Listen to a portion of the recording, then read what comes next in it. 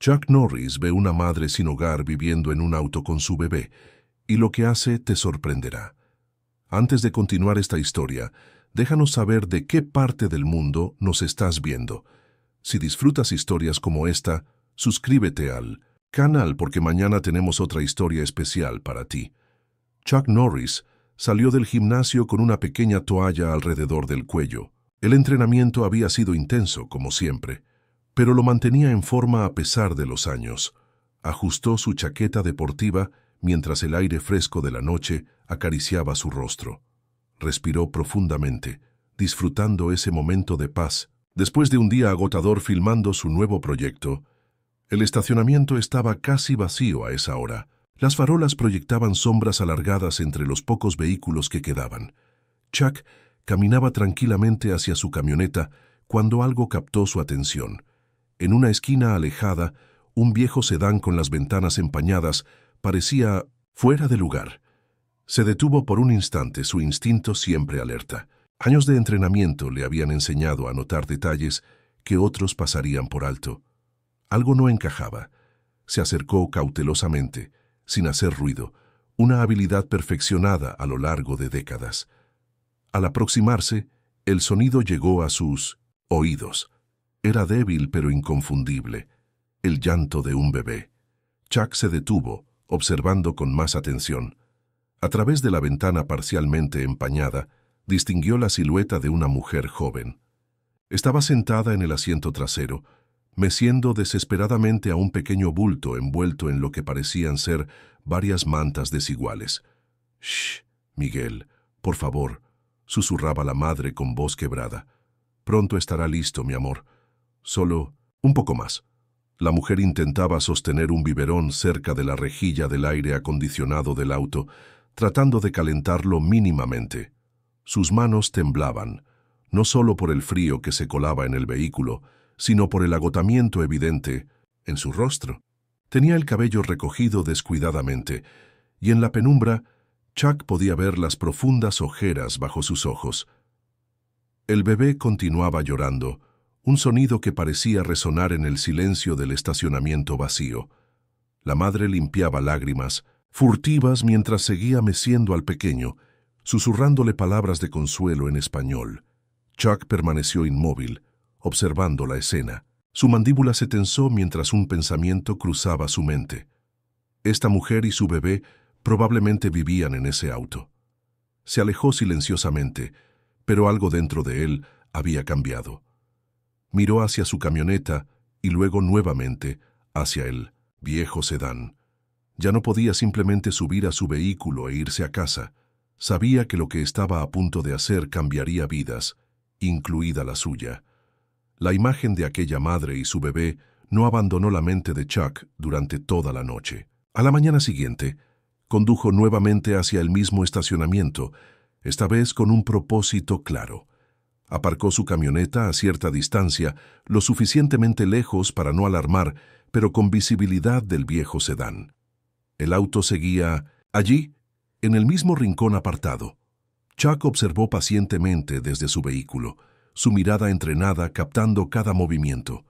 A los pocos minutos, vio a la mujer salir discretamente. Se dirigió hacia una esquina escondida del estacionamiento, detrás de unos contenedores de basura. Con movimientos rápidos y eficientes, sacó una botella de agua y comenzó a lavarse el cabello. Cada gesto revelaba una dignidad silenciosa, un intento desesperado por mantener algo de normalidad en circunstancias imposibles. Chuck notó cómo miraba constantemente hacia el auto, asegurándose que el bebé estuviera bien. Lucía escuchó que alguien la llamaba desde lejos. Una empleada del supermercado cercano le hacía un gesto de saludo. La mujer respondió con una sonrisa fugaz antes de volver rápidamente al auto. Chuck esperó unos minutos más. Cuando Lucía regresó al vehículo, pudo ver al pequeño durmiendo, envuelto en mantas desgastadas pero cuidadosamente acomodadas. El espacio reducido del auto estaba sorprendentemente ordenado. Cada objeto en su lugar como si quisiera conservar un último vestigio de hogar. Decidido, Chuck encendió su camioneta y se dirigió a una tienda cercana. Compró pañales, leche en polvo, toallitas húmedas, algo de comida no perecedera y 2 mantas nuevas. No era demasiado, pero sería un comienzo. Al regresar al estacionamiento, Chuck caminó directamente hacia el auto con las bolsas en sus manos. A medida que se acercaba, vio a Lucía tensarse visiblemente. Sus ojos, alertas y desconfiados, seguían cada uno de sus movimientos. «Disculpe», dijo Chuck con voz tranquila, deteniéndose a una distancia prudente. «Pensé que quizás podrían necesitar esto». Lucía lo miró fijamente, sus ojos evaluando la situación. El reconocimiento brilló por un instante. «Usted es Chuck Norris», murmuró, claramente sorprendida. «Sí, pero eso no importa ahora», respondió él extendiendo las bolsas. «Son algunas cosas para el bebé y para usted». Lucía miró las bolsas y luego nuevamente a Chuck. La desconfianza era evidente en su rostro. «No necesitamos caridad», dijo, con un acento marcado pero con firmeza, su orgullo intacto a pesar de las circunstancias. «No es caridad», contestó Chuck con calma. «Es solo ayuda. Todos necesitamos ayuda alguna vez». Lucía apretó los labios, sus manos aferrándose protectoramente a la puerta del auto. El bebé comenzó a moverse, despertando lentamente. «Puedo dejarlas aquí», ofreció Chuck, colocando suavemente las bolsas en el suelo. «Sin compromiso». Se alejó unos pasos, dándole espacio. Lucía permaneció inmóvil, atrapada entre la necesidad y el miedo.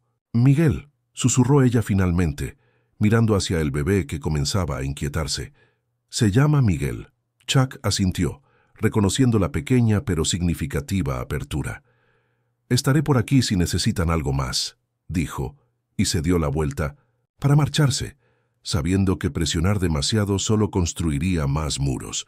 Mientras caminaba hacia su camioneta, escuchó el suave crujido de las bolsas siendo recogidas. Durante los siguientes días se estableció una silenciosa rutina.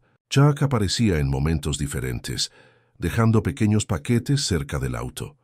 Un termo con café caliente, una bolsa con fruta fresca, pañales de mejor calidad. Nunca insistía en conversar, respetando el espacio de Lucía. Simplemente colocaba los artículos y se alejaba con un gesto discreto.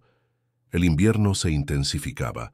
Esa mañana, el viento cortante se colaba por las rendijas del viejo sedán. Chuck observó desde lejos cómo Lucía frotaba las pequeñas manos de Miguel, intentando calentarlas con su aliento. El bebé tosía intermitentemente, un sonido agudo que resonaba incluso a distancia. Cuando se acercó para dejar un pequeño calentador portátil a batería, Lucía no desvió la mirada como antes. Sus ojos, aunque todavía desconfiados, ya no mostraban el mismo rechazo inicial.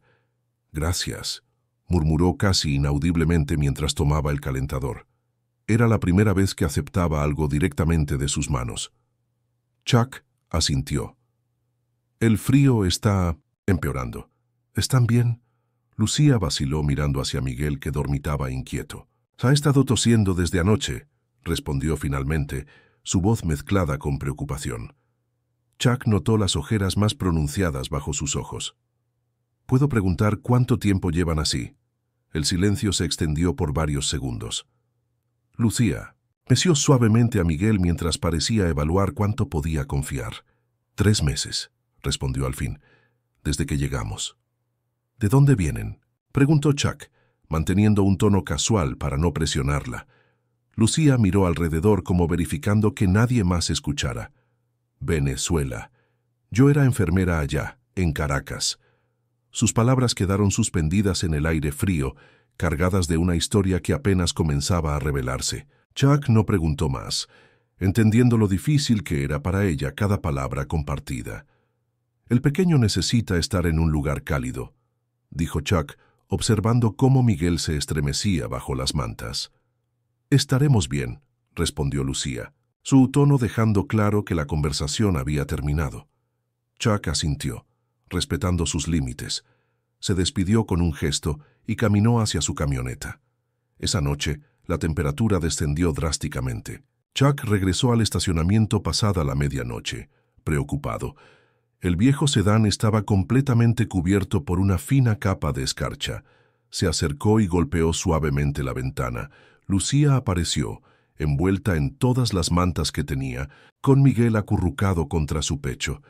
Los labios del bebé tenían un tono ligeramente azulado.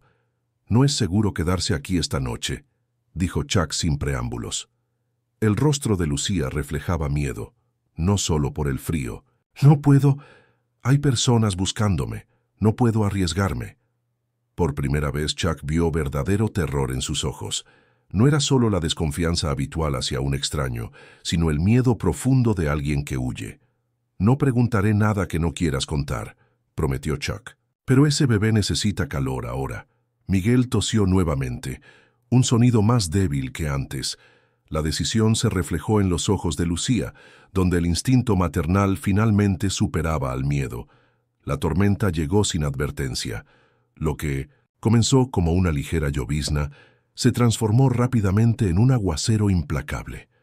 Chuck conducía lentamente por las calles desiertas, los limpiaparabrisas trabajando a toda velocidad contra la cortina de agua. Una inquietud persistente lo había hecho salir en medio de la noche para verificar.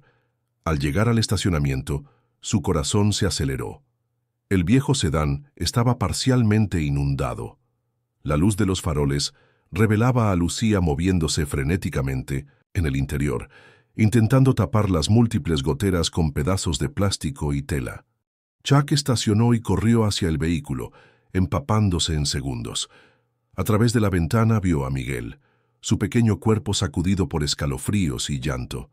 El interior del auto era un caos de mantas mojadas y pertenencias empapadas.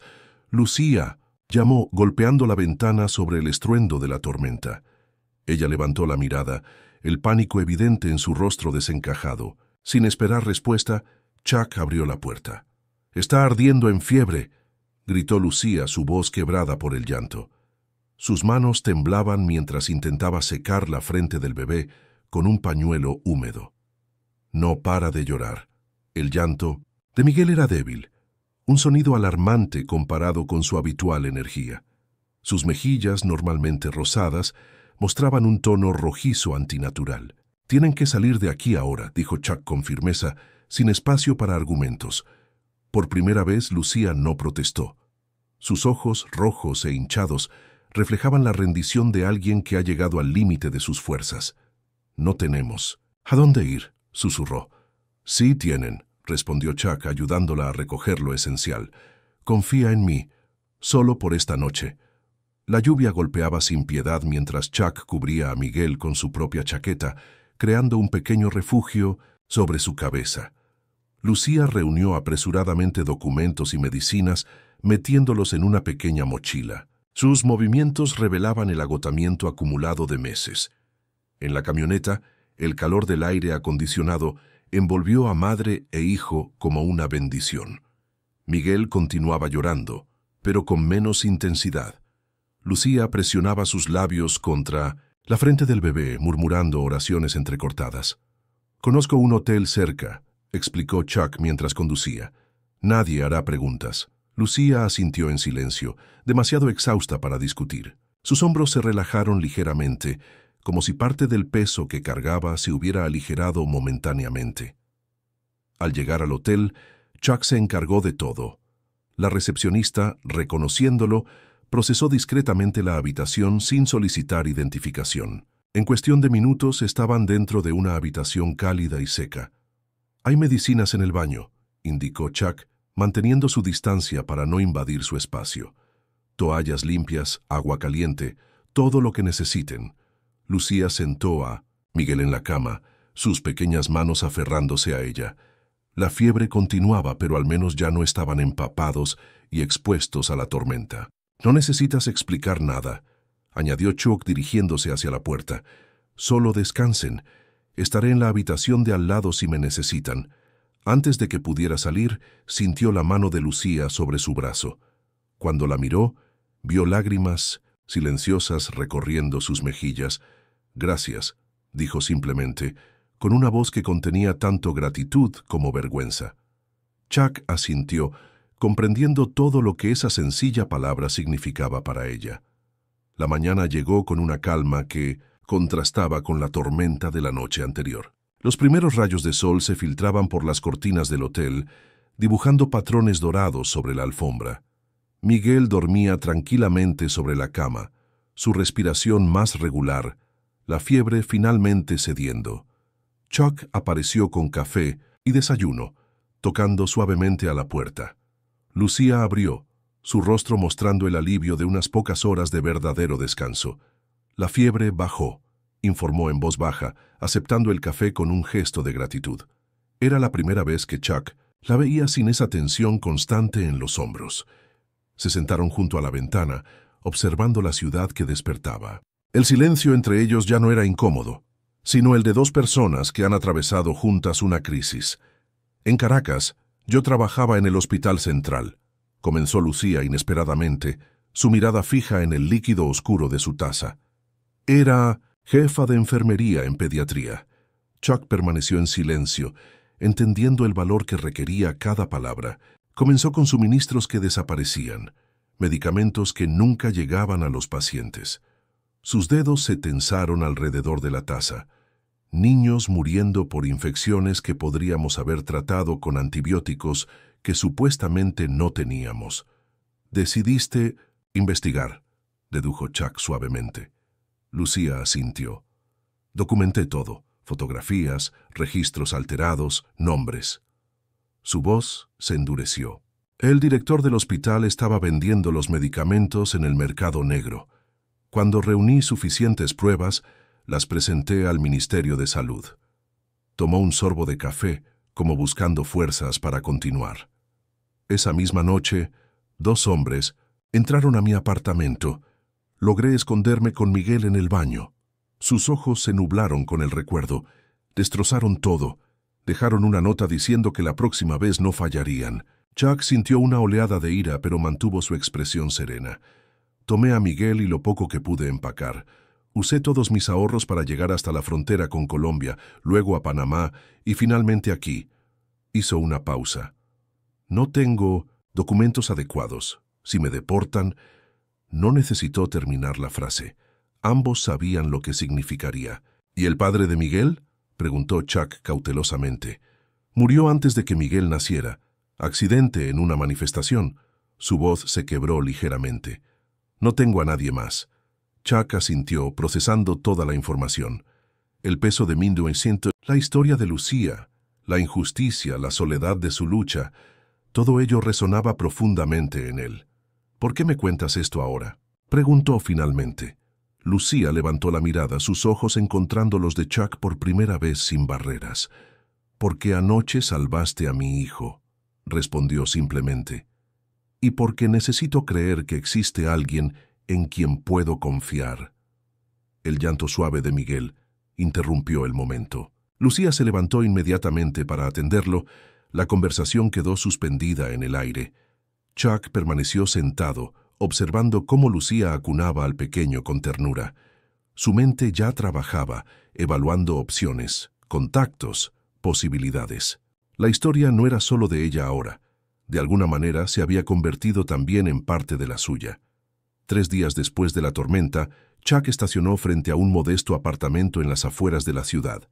La renta estaba pagada por 1 mes. Tiempo suficiente para establecer los siguientes pasos. Observó a Lucía y Miguel instalarse en el pequeño espacio, la incredulidad aún visible en el rostro de ella, mientras recorría las habitaciones, tocando los muebles como si temiera que desaparecieran. Lejos de los ojos curiosos, Chuck comenzó a movilizar su red de contactos. Primero llamó a Robert, un viejo amigo abogado especializado en inmigración. «Necesito discreción absoluta», explicó sin dar demasiados detalles. «Es un caso de asilo político con complicaciones». Luego contactó a Sara, una enfermera jubilada que ahora dirigía una guardería comunitaria. «Necesito un trabajo para alguien con experiencia médica. Debe ser un lugar donde pueda llevar a su hijo pequeño». Cada llamada era cuidadosamente calculada, cada favor solicitado con precisión militar.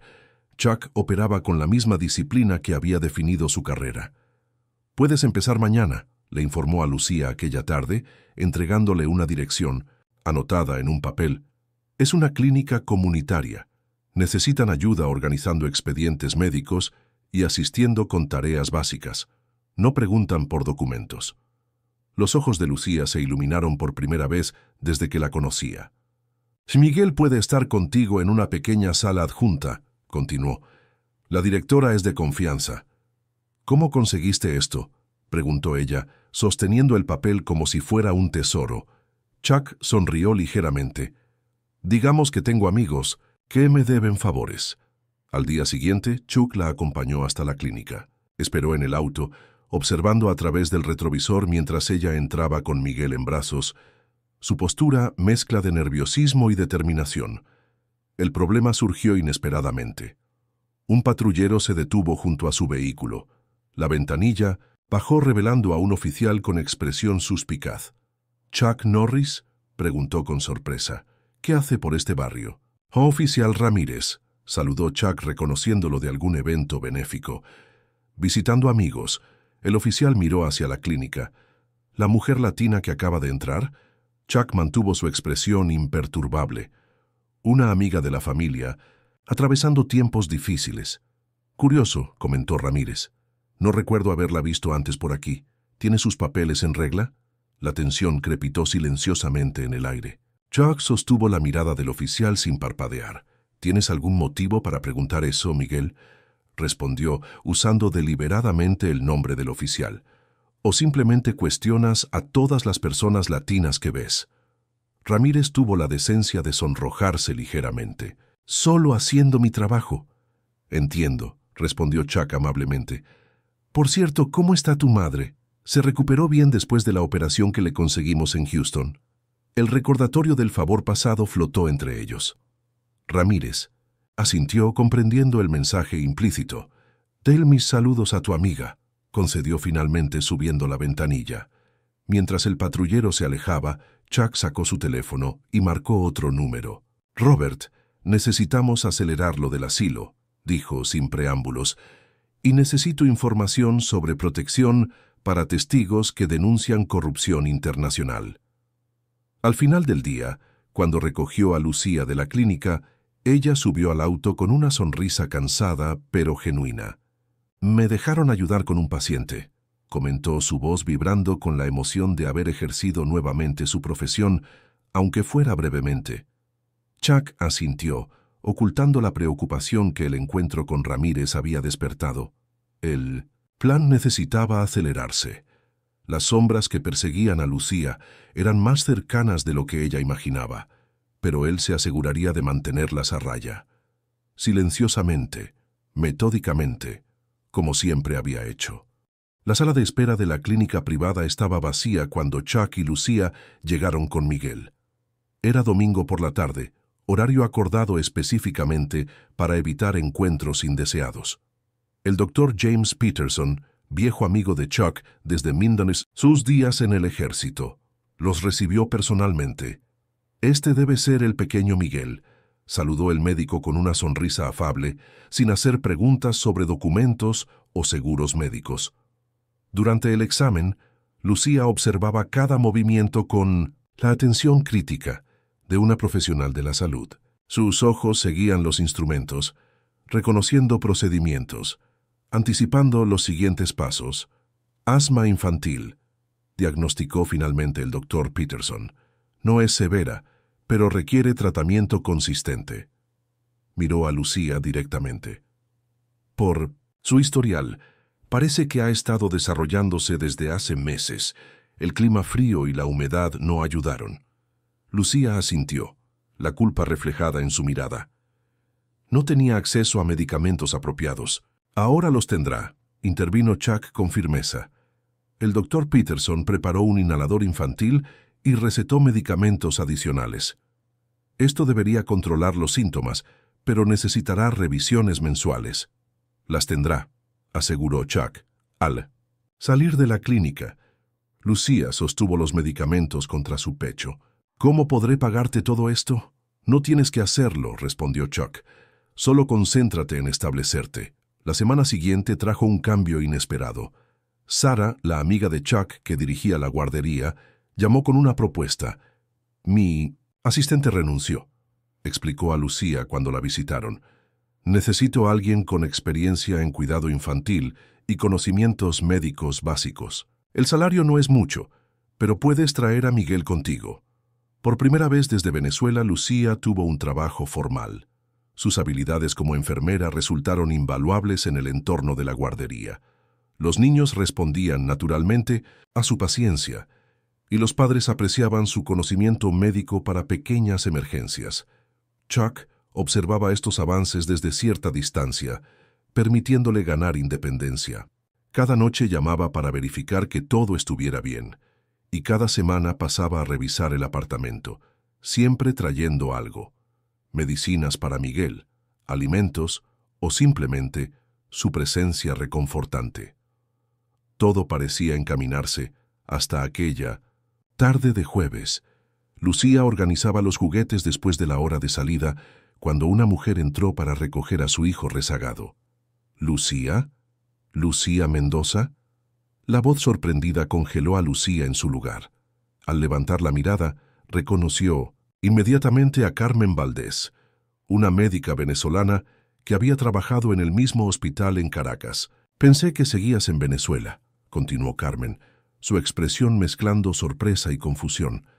Después de todo ese escándalo con el director, el mundo pareció detenerse. Los ojos de Carmen recorrieron el espacio, deteniéndose en Miguel, que jugaba en su corralito. «Entonces los rumores eran ciertos», murmuró. «Te fuiste con pruebas». «Carmen, por favor», susurró Lucía, la palidez invadiendo su rostro. «No es lo que crees. ¿Sabes que el director fue arrestado finalmente?» Carmen bajó la voz. «Después de que desapareciste, otros continuaron tu investigación. Pero él tiene amigos poderosos, y muchos creen que tú tienes documentos que podrían implicar a personas importantes». El sonido de la puerta principal abriéndose interrumpió la conversación. Chuck entró, captando inmediatamente la tensión en el ambiente. «¿Todo bien?», preguntó, su mirada evaluando la situación. Carmen recogió a su hijo, observando el intercambio silencioso entre Chuck y Lucía con evidente curiosidad. «Necesitamos hablar», dijo Carmen finalmente, escribiendo su número en un papel. «No soy tu enemiga, Lucía». Cuando Carmen se marchó, Lucía se desplomó en una silla, temblando. «Me reconoció», susurró. «Si ella me encontró, otros podrían hacerlo». Chuck tomó el papel con el número, su expresión indescifrable. «Necesito saber si puedo confiar en ella», dijo Lucía, la esperanza que había cultivado durante semanas, amenazada por este inesperado encuentro con su pasado. 3 días después del encuentro con Carmen, Lucía accedió a reunirse con ella en un café tranquilo. La conversación fue tensa pero reveladora. Carmen le mostró noticias en su teléfono.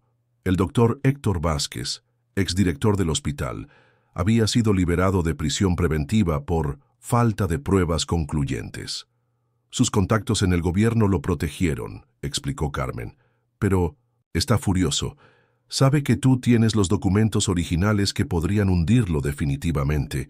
Lucía regresó al apartamento con la inquietud arraigada en su pecho. Esa noche, mientras Miguel dormía, revisó la pequeña memoria USB que mantenía oculta en el forro de un peluche, su única garantía de seguridad.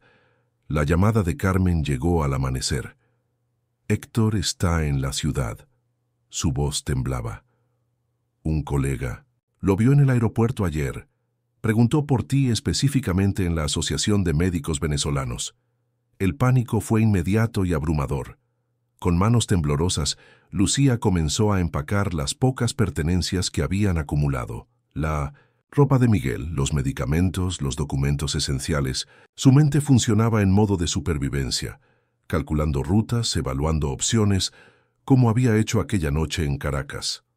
Las lágrimas caían silenciosamente mientras guardaba el pequeño álbum de fotos que Chuck le había regalado para documentar los primeros pasos de Miguel en su nueva vida. Cada objeto representaba la estabilidad que nuevamente tendría que abandonar. El sonido de la cerradura la sobresaltó.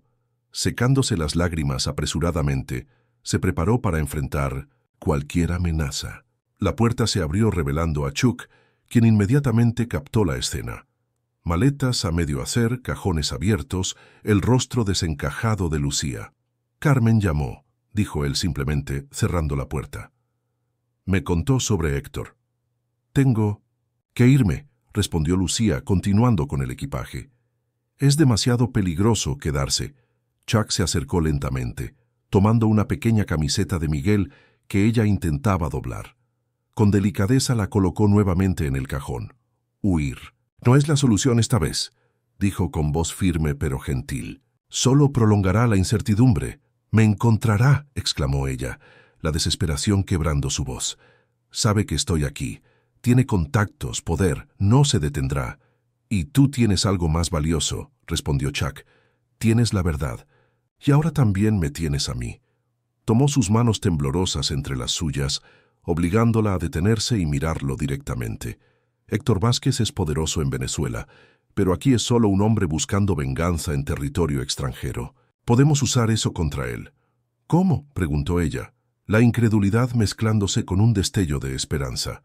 Conviértete en testigo formal, explicó Chuck. Robert ha estado preparando tu caso de asilo, con la evidencia que tienes sobre corrupción internacional en suministros médicos. Las autoridades aquí estarán interesadas. La presencia de Héctor solo fortalece tu caso. Lucía miró hacia la habitación donde Miguel dormía ajeno a todo el caos. Tengo miedo, confesó en un susurro. El miedo es natural, respondió Chuck, su tono suavizándose. Pero esta vez no. Estás sola en la batalla. Se acercó a la ventana y corrió ligeramente la cortina. Abajo, un vehículo discreto estaba estacionado con 2 hombres dentro. Ex colegas, explicó. Profesionales en seguridad. No dejarán que nadie se acerque a este edificio sin mi conocimiento. Lucía miró nuevamente las maletas a medio hacer, símbolos de una vida en constante huida. ¿Realmente podemos enfrentarlo?, preguntó, su voz recuperando gradualmente firmeza. No solo enfrentarlo, respondió Chuck con determinación. Vamos a terminar lo que empezaste en Caracas. Es hora de que Héctor Vázquez enfrente la justicia y tú recuperes tu vida. Por primera vez desde que recibió la llamada, Lucía sintió algo diferente al miedo. Resolución. Con manos aún temblorosas pero decisivas, comenzó a deshacer el equipaje. El sótano de la iglesia San Antonio vibraba con voces en susurros.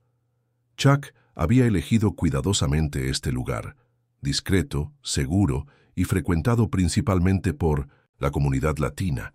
En una mesa redonda 5 personas escuchaban atentamente mientras Robert, el abogado de inmigración, explicaba la situación legal de Lucía.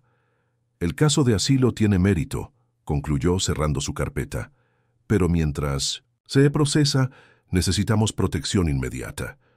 A su derecha, Manuel Rodríguez, líder de la Asociación Venezolana Local, asintió gravemente. Varios de nuestros miembros han enfrentado situaciones similares. La corrupción en el sector médico venezolano ha obligado a muchos profesionales a huir. El problema no es solo legal, intervino Diana Fuentes, exagente federal ahora dedicada, que a seguridad privada. Este hombre Vázquez tiene recursos y contactos, no se detendrá ante barreras burocráticas. Chuck escuchaba cada evaluación, su expresión impasible ocultando la intensidad de su determinación. Cuando todos terminaron, se inclinó hacia adelante. Necesitamos un enfoque en 3 frentes, declaró con la precisión de quien ha trazado estrategias toda su vida. Protección física, respaldo legal y estabilidad para Lucía y Miguel. Carmen, quien también había sido invitada, aportó un dato crucial. El Congreso Médico Latinoamericano se celebra aquí la próxima semana. Vázquez está registrado como ponente. No es coincidencia. Un silencio pesado descendió sobre el grupo mientras asimilaban la inmediatez de la amenaza. Bien, dijo Chuck, rompiendo el silencio. Esto es lo que haremos. Las siguientes 2 horas trazaron un plan meticuloso. Diana se encargaría de la seguridad, estableciendo protocolos y vigilancia discreta. Robert aceleraría los trámites legales con contactos en la oficina de asilo. Manuel movilizaría a su comunidad para crear una red de apoyo. Y yo tengo algo más, añadió Chuck, mostrando unas fotografías en su teléfono. Un apartamento en el complejo Riverside, a 15 minutos de aquí. 3 habitaciones, zona segura, sistema de vigilancia. Nadie preguntó cómo lo había conseguido, tan rápidamente o cuánto había costado. La determinación en su rostro respondía a suficientes preguntas. Al salir de la reunión, Manuel se acercó a Chuck. «Mañana a las 10», le informó. «Mi gente estará lista para la mudanza». A la mañana siguiente, un convoy de vehículos se detuvo frente al complejo Riverside. Familias venezolanas, colombianas, mexicanas y puertorriqueñas emergieron cargando muebles, electrodomésticos, cajas con ropa y juguetes. Una solidaridad silenciosa los unía. El reconocimiento tácito de luchas compartidas. Lucía observaba desde la ventana del nuevo apartamento. Miguel en brazos, sus ojos humedeciéndose ante el despliegue de generosidad. Una mujer mayor subió cargando una olla humeante de sancocho, mientras dos hombres instalaban rejas adicionales en las ventanas. Una joven colocaba cortinas nuevas mientras tarareaba suavemente. «¿Por qué hacen esto?», preguntó Lucía cuando Chuck se acercó. «Ni siquiera me conocen». «Porque entienden», respondió él simplemente. «Cada uno tiene su historia de lucha, de reconstrucción. Hoy te ayudan a ti, mañana tú ayudarás a otros». En la cocina, Carmen y otras mujeres organizaban alimentos y medicinas. En la habitación de Miguel, un grupo instalaba una cuna nueva y un monitor de aire para su asma. En cada rincón, manos generosas transformaban un espacio vacío en un hogar. Chuck observaba desde una esquina, permitiendo que la comunidad tomara protagonismo. Esta fase del plan era quizás la más importante. Mostrarle a Lucía que no enfrentaría a Vázquez solo con abogados y guardias, sino respaldada por una comunidad entera. «Estamos listos», anunció Diana, acercándose con un pequeño dispositivo. «Alarmas instaladas, protocolos establecidos. Ahora viene la parte más difícil». Chuck asintió, sabiendo a qué se refería. Establecer la seguridad era solo el primer paso. El verdadero desafío comenzaría cuando Héctor Vázquez hiciera su movimiento. El Congreso médico bullía de actividad cuando Lucía entró al vestíbulo del hotel, escoltada discretamente por Diana. Chuck y Robert esperaban en una sala privada, monitoreando cada movimiento a través de las cámaras de seguridad. El encuentro era inevitable, pero esta vez en términos controlados. Héctor Vázquez apareció exactamente como Carmen lo había descrito, imponente, con un traje impecable y esa sonrisa que no alcanzaba sus ojos. Cuando vio a Lucía, su expresión se transformó en una mezcla de sorpresa y furia contenida. «Enfermera Mendoza», pronunció acercándose, veneno destilando de cada sílaba. «Qué valiente aparecer en público». «Doctor Vázquez», respondió ella, su voz firme a pesar del temblor invisible que recorría su cuerpo. «Esos documentos que robaste han causado muchos problemas», siseó él, bajando la voz pero manteniendo la amenaza palpable.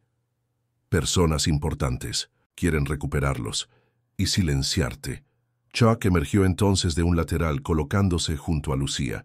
Vázquez lo evaluó con desdén, sin reconocerlo. «El señor Norris tiene algo para usted», intervino Robert, apareciendo con un sobre manila. Vázquez abrió el sobre, su rostro palideciendo progresivamente mientras revisaba fotografías de transacciones, bancarias, correos electrónicos incriminatorios y declaraciones juradas de personal médico venezolano. «Copias certificadas están en manos de Interpol, FBI y 3 medios internacionales», explicó Chuck serenamente, junto con su ubicación actual y detalles de sus amenazas previas. El doctor intentó mantener la compostura, pero sus manos temblorosas lo traicionaban. «La elección es suya», continuó Chuck. «Regresar a Venezuela inmediatamente y nunca más contactar a Lucía o ver estas pruebas publicadas mundialmente mañana mismo». Vázquez miró a Lucía, su arrogancia convertida en rabia impotente.